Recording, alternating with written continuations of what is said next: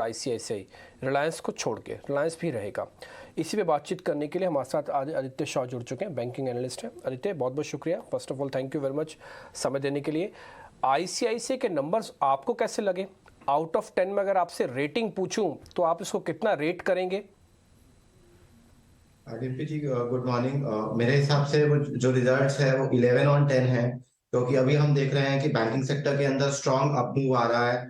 Banking sector की जो credit growth है वो 15 से 20% के आसपास है, और आईसीआईसीआई बैंक ने 20% की credit growth, domestic credit growth जो है वो 18% की है। ओवरऑल जो क्रेडिट ग्रोथ है वो 20% के आसपास की है। तो रिजल्ट्स के अंदर कोई भी प्रॉब्लम नहीं है। आईसीआईसीआई बैंक को जो प्रॉब्लम्स थे 2015, 16, 17 में, अब वो पीछे छोड़ के आगे बढ़ रही है। अगर आप कुछ एक एक नेगेटिव पॉइंट निकाल सकते हैं पूरे रिजल्ट के अंदर, तो वो ये रहेगा कि डिपॉजिट ग्रोथ जो है वो 10% के आसपास है, जबकि क्रेडिट ग्रोथ जो आईसीआईसीआई बैंक का है वो 18% के आसपास है। पर आईसीआईसीआई बैंक इतना स्ट्रांग ब्रांड है कि वो आने वाले टाइम में डिपॉजिट ग्रोथ को कवर अप कर लेगा, और मैनेजमेंट ने भी यही कहा है कि अब वो एनआईएम्स के ऊपर कॉन्सेंट्रेट नहीं करेंगे, डिपॉजिट के ऊपर कॉन्सेंट्रेट करेंगे। तो ओवरऑल नेट नेट अगर आप एचडीएफसी आईसीआईसीआई दोनों के रिजल्ट्स देखें, बहुत ही ज्यादा शानदार और स्ट्रॉन्ग रिजल्ट्स हैं, और ये बता रहे हैं कि अब क्रेडिट अपसाइकिल है और इंडियन इकोनॉमी बहुत ज्यादा स्ट्रॉन्ग है। बिल्कुल Aditya, good morning. ICICI bank के नतीजे ऑफ कोर्स नंबर्स अच्छे रहे और अच्छे नंबर्स के लिहाज से रिएक्ट भी करेगा, लेकिन एचडीएफसी ट्विंस पर भी आदित्य फोकस रहेगा, क्योंकि एचडीएफसी के मर्जर के बाद प्रायोरिटी सेक्टर लेंडिंग को आरबीआई से कह सकते रियायत अलाउंस मिलता हुआ दिखा है।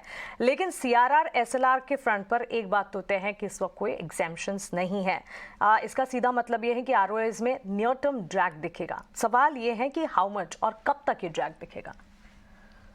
मानसी जी, जो आरबीआई से परमिशन मांगी थी एचडीएफसी ने, कुछ लीवे के लिए वो आरबीआई ने अब उसके ऊपर अपना डिसीजन दे दिया है। जैसे कि आपने कहा, सीआरआर और एसएनआर के ऊपर उनको कोई भी लीवे नहीं मिलेगा।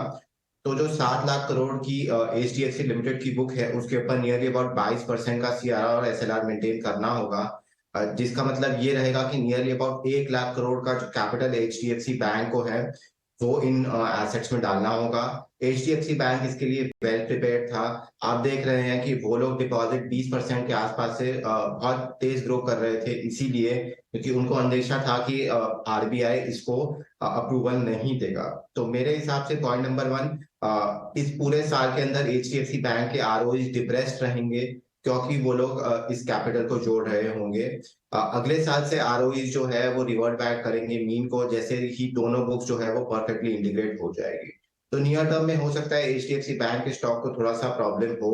हाउएवर लॉन्गर टर्म अगर कोई इन्वेस्टर है तो एचडीएफसी बैंक ऐसा फ्रेंचाइज नहीं मिलेगा, क्योंकि अब उनकी बुक 20 लाख करोड़ के आसपास की हो जाएगी, और वो 20 लाख करोड़ की बुक अगर 20% से ग्रो करेगी तो वो एक कोटक बैंक या फिर 4 आईडीएफसी फर्स्ट बैंक ऐड करते रहेंगे हर साल, जो कि मैसिव स्केल है बैंक के लिए अपने आप में। तो नियर टर्म में आरओईज पे हिट होगा because of CRR SLR. Priority sector lending के लिए आरबीआई ने 3 साल दिए हैं एचडीएफसी लिमिटेड की बुक को कंप्लाई करने के लिए, जो कि एक पॉजिटिव है। और एचडीएफसी लाइफ में एचडीएफसी बैंक अपना स्टेक बढ़ा सकता है, जो कि वो उनके लिए भी पॉजिटिव है।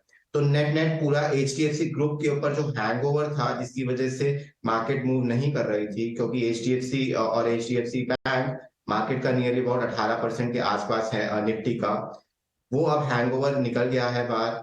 क्लैरिटी है कि अब मर्जर कैसे प्ले आउट होगा।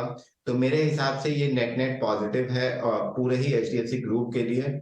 हाँ, एचडीएफसी बैंक के आरओएस डिप्रेस्ड रहेंगे, पर स्टॉक प्राइस ऑलरेडी वो रिफ्लेक्ट कर रहा है, जब बैंक 20% से ग्रो कर रहा है और पिछले 6-8 महीने में कोई भी रिटर्न नहीं दिया है स्टॉक में। तो मेरे हिसाब से अच्छा है ये लॉन्गर टर्म में। नियर टर्म में थोड़ा सा प्रॉब्लम हो सकता है। सर, सब बैंक एचडीएफसी बैंक दोनों ही बहुत स्ट्रॉन्ग है, अच्छी स्कोप ऑफ अपॉर्चुनिटी है इनके लिए। एक